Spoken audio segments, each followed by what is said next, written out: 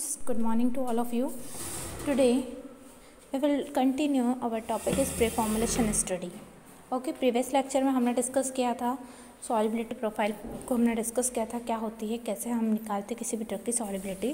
Then next हम discuss कर रहे हैं पीके डिटर्मिनेशंस. ओके, अब पीके डिटर्मिनेशंस क्या होता है. पीके का फुल फॉर्म हैगा dissociation constant. It is very important property. Okay, ये वाली जो प्रॉपर्टी है बहुत ज़्यादा इंपॉर्टेंट प्रॉपर्टी है. और पीके का मतलब होता है dissociation constant of drug. Dissociation का मतलब होता है टूटना, आयोनाइज फॉर्म में क्या हो जाना, ब्रेकडाउन हो जाना, आयोनाइजेशन होना, either in positive charge either in negative charge. जब ड्रग हमारी पॉजिटिव और नेगेटिव टर्म्स में क्या होती है, डिसोसिएट होती है, तो उसको हम बोलते हैं dissociation constant. PK is the dissociation constant of the drug. Drug का डिसोसिएशन हम निकालते हैं, टूटना, ब्रेकडाउन होना, आयोनाइजेशन, वो होता है PK. The unionised drug is lipid soluble that permit highly lipid membrane. देखिए एक चीज़ ध्यान रखिएगा, जो हमारी बॉडी होती है उस बॉडी की जो मेम्ब्रेन होती है ना, जो बायोलॉजिकल मेम्ब्रेन होती है उसका नेचर कैसा होता है. जो बायोलॉजिकल मेम्ब्रेन होती है जिससे ड्रग क्या करती है, क्रॉस करती हैगी, उस मेम्ब्रेन का जो नेचर होता है वो कैसे नेचर की होती है, लिपिड नेचर की होती है. दैट मीन्स ऑयली नेचर की होती है. तो लिपिड नेचर की ड्रग है तो हमेशा लिपिड नेचर की ड्रग जो है उसमें किस टाइप की ड्रग, आयोनाइज्ड, जो अनआयोनाइज्ड फॉर्म में ड्रग है. एक होता है आयोनाइज्ड और दूसरा होता है अनआयोनाइज्ड. जो अनआयोनाइज्ड फॉर्म की जो ड्रग है, जो लिपिड सॉल्युबल है, वो हमेशा हमारी बॉडी की बायोलॉजिकल मेम्ब्रेन से क्या कर जाएगी, क्रॉस कर जाएगी. ओके, जब आयोनाइज्ड ड्रग है, यदि आयोनाइज्ड ड्रग है, यदि वो लिपिड सॉल्युबल नेचर की नहीं है ना, तो वो ड्रग जो है वो धीरे धीरे क्या करेगी, हमारी बायोलॉजिकल मेम्ब्रेन से क्रॉस करेगी. जबकि मैं अभी यही बता रही हूँ आपको, जब हमारी ड्रग लिपिड सॉल्युबल नेचर की है और वो अनआयोनाइज्ड फॉर्म में है तो वो बायोलॉजिकल मेम्ब्रेन से क्या कर जाएगी, क्रॉस कर जाएगी. बट यदि वो लिपिड नेचर की नहीं है और अनआयोनाइज्ड फॉर्म की नहीं है, वो ड्रग इजीली मेम्ब्रेन को क्रॉस नहीं करेगी. इसको ये जो हमारा पार्टीशन डिसोसिएशन कांस्टेंट जो है वो किस पर डिपेंड करता है, हमारा पीके ए वैल्यू जो है हमारी किस पर डिपेंड करती है, पर्टिकुलर ड्रग के पीएच पे. ठीक है, ड्रग का पीएच कितना है उस पर डिपेंड करती है. अब पीएच जो होता है, पीएच को हम जो डिपेंड करते हैं, पीएच जो होता है वो पर्टिकुलर लिक्विड का होता है. लिक्विड के अंदर हम कोई ड्रग को डिसॉल्व कर रहे हैं या कुछ भी कर रहे हैं उससे हम पीएच निकालते हैं.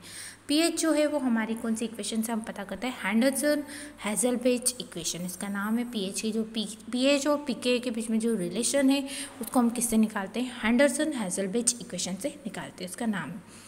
अब हमारी जब पीएच जो होता है, पीएच हमारा दो चीज़, बफर सॉल्यूशन में एक एसिडिक नेचर होता है और एक बेसिक नेचर होता है.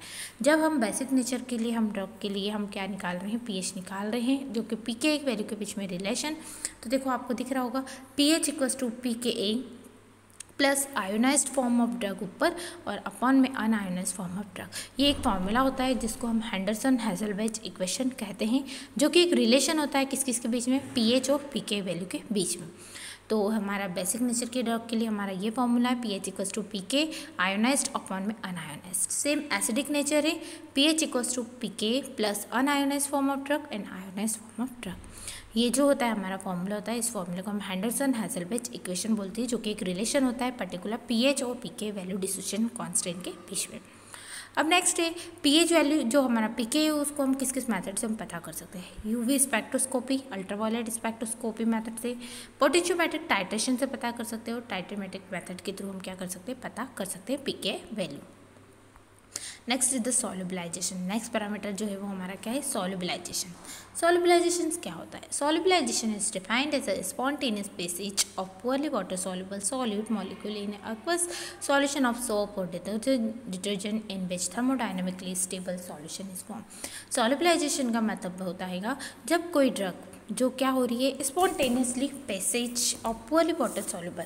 Poorly water soluble that means वो यदि पूरी पानी में नहीं घुल पा रही है ना, एक्वस सॉल्यूशन नहीं फॉर्म कर रही है और थर्मोडायनेमिकली वो स्टेबल नहीं है, हीट प्रेशर वगैरह उस पर टेम्परेचर का कोई इफेक्ट नहीं हो रहा, वो उस पर वो क्या नहीं है, स्टेबल नहीं है. तो जब वो स्टेबल नहीं है और स्पॉन्टेनियसली यदि हम कोई चीज़ दे रहे हैं और वो क्या हो जाए, सॉल्युबलाइज हो जाए, तो वो जो मेथड कहलाती है वो कहलाती है सॉल्युबलाइजेशन कहलाता है.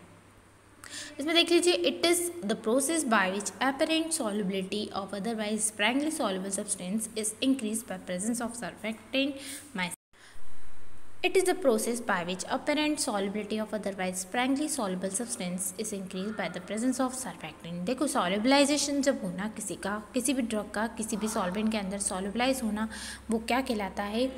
सरफैक्टेंट को हम पानी के अंदर या कोई भी एजेंट्स को हम पानी के अंदर एक पर्टिकुलर टाइम तक उसको क्या कर रहे हैं, मिक्स कर रहे हो, जब तक वो घुल रहा है ना, वो घुलना बंद हो जाए, एक टाइम पे वो घुलना क्या हो जाएगा, बंद हो जाएगा।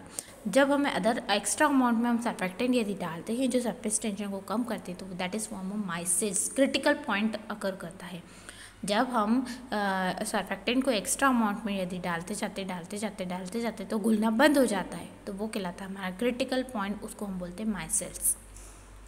The mechanism involve the property of surfactant agents is a colloidal aggregate known as micelles। अभी बताया मैंने micelles क्या होती हैं। Okay, next is the solubilization में when surfactant are added to the liquid, जब सरफेक्टेंट हम ऐड करते हैं किसी पर्टिकुलर लिक्विड के अंदर एक पर्टिकुलर कंसंट्रेशन में, तो वो कहलाता है हमारा एयर लिक्विड इंटरफेस, है ना। एयर के अंदर कोई लिक्विड हमारा जो है, लिक्विड के अंदर हमारी एयर के प्रेजेंस में कुछ काम हो रहा है, तो वो air liquid interface. That means होता है दो फेस अकर होना, टू फेस अकर, है ना, दो फेस, एक एयर फेस है और एक लिक्विड फेस है। यदि किसी पानी के कॉन्टेक्ट में आ रहा है, यदि किस कंटेनर में, तो ये कहलाता है एयर लिक्विड इंटरफेस कहलाता है। On further addition of surfactant, the interface becomes completely occupied. The excess molecule form the bulk of the liquid.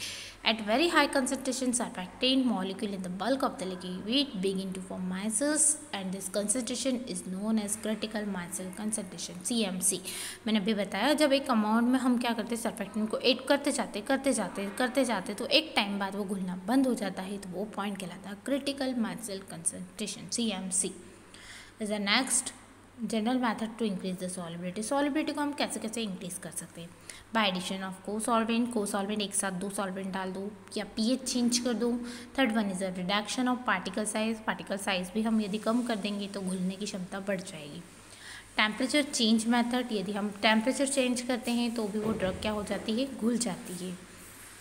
Next is the हाइड्रोट्रॉपी का मतलब होता है हाइड्रो मतलब जब हम क्या करते हैं, वाटर के कांटेक्ट में उसका स्ट्रक्चर चेंजेस कर देते तो वो हाइड्रोट्रॉपी कहलाता है। एडिशन ऑफ सरफेक्टेंट, पानी के अंदर हम सरफेक्टेंट को ऐड कर दें या उसका डाइलेक्ट्रिक कांस्टेंट चेंज कर दें या उसकी कॉम्प्लेक्सेशन बना दें, कोई दूसरा स्ट्रक्चर फॉर्म कर दे, तो इस तरीके से हम क्या करते हैं, ड्रग की सॉल्युबिलिटी को इन्हांसमेंट कर सकते हैं यदि वो सॉल्युबल नहीं हो रही है तो। Okay, the next is the partition coefficient. Next हमारा आता है नेक्स्ट जो है partition coefficient. It is very important. Partition coefficient also a dissociation constant. It is very very very very important. Partition coefficients क्या होता है?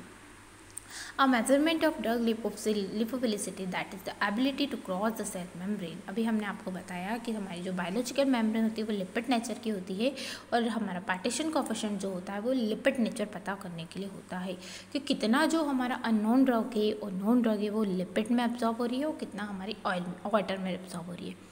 हमने ड्रग लिया, ड्रग हमारी कितनी पानी में एब्जॉर्ब होगी, कितनी हमारी लिपिड्स नेचर में एब्जॉर्ब होगी, ये हम पता करते हैं पार्टीशन कोफिशिएंट से। ठीक है, पार्टीशन कोफिशिएंट को हम डिटरमाइन करते हैं, पी से डिनोट किया जाता है। पार्टीशन कोफिशिएंट को पी से डिनोट किया जाता है। उसके बाद ऑयल इन वाटर, O/W से इसको रिप्रेजेंट करती है। ऑयल से बात करने ऑर्गेनिक और एक्वस से हम बात करते हैं water. C concentration organic upon concentration aqueous solution, that is known as partition coefficient. उसके बाद आता है हमारा डिस्ट्रीब्यूशन कोफिशिएंट। डिस्ट्रीब्यूशन कोफिशिएंट जो होता है या पर्टिकुलरली वही हमारा pH पे बेस रहता है। ठीक है, एसिडिक कितना नेचर है, बेसिक कितना नेचर है। जैसे कि हमने पार्टीशन कोफिशिएंट को बताया था कि जो हमारा पार्टीशन कोफिशिएंट है वो हमारा ऑयल और वाटर पे बेस रहता है। ऑयल दैट मीन्स ऑक्टेनॉल और वाटर हम लिखते हैं और दो ऑक्टेनॉल और वाटर को हम क्या करते हैं, सेपरेटिंग फनल में लेके उसके अंदर पर्टिकुलर ड्रग को डिसॉल्व करते हैं। ड्रग को डिसॉल्व करने के लिए बाद हम उसको अच्छे तरीके से क्या कर रहे हैं, शेक कर रहे हैं। शेक मतलब हिला रहे हैं उसको। हिलाने के बाद वो ड्रग कितना ऑयल में एब्जॉर्ब हो रही है, कितनी हमारी वाटर में एब्जॉर्ब हो रही है, या हम क्या करते हैं पार्टीशन कोफिशिएंट से पता करते हैं कितनी ड्रग ऑयली नेचर की है, कितनी ड्रग वाटर नेचर की है। और ये जो है इसको हम पार्टीशन कोफिशिएंट जो है हमारा शेक फ्लास्क मेथड से हम यूज़ करते हैं, जो कि सेपरेटिंग फनल होती है। उसमें हमने क्या करा, ड्रग को शेक करा, किसके साथ, ऑक्टेनॉल और वाटर के साथ हमने शेक करा। शेक करने के बाद कितना ड्रग हमारा ऑयल में एब्जॉर्ब हो रहा है, कितना ड्रग हमारा वाटर में एब्जॉर्ब हो रहा है, ये हम पर्टिकुलरली निकालते हैं। ये हमारा जो कहलाता है distribution coefficient. Next is the parameter is the dissolution. Dissolutions क्या होता है? पर्टिकुलर ड्रग जो है हमारे कितने टाइम में कितना ड्रग उसका क्या हो रहा है, डिसोल्यूशन हो रहा है ना। तो वो हम डिसोल्यूशन रेट के पता करते हैं कि सॉलिड ड्रग हमारे जब जीआई के कांटेक्ट में आई, जीआई फ्लूइड गैस्ट्रोइंटेस्टाइनल फ्लूइड के कांटेक्ट में आई, तो किस रेट से ड्रग क्या होगी, डिसोल्यूशन होगी, और किस रेट से वो ड्रग हमारी क्या होगी, एब्जॉर्प्शन होगी।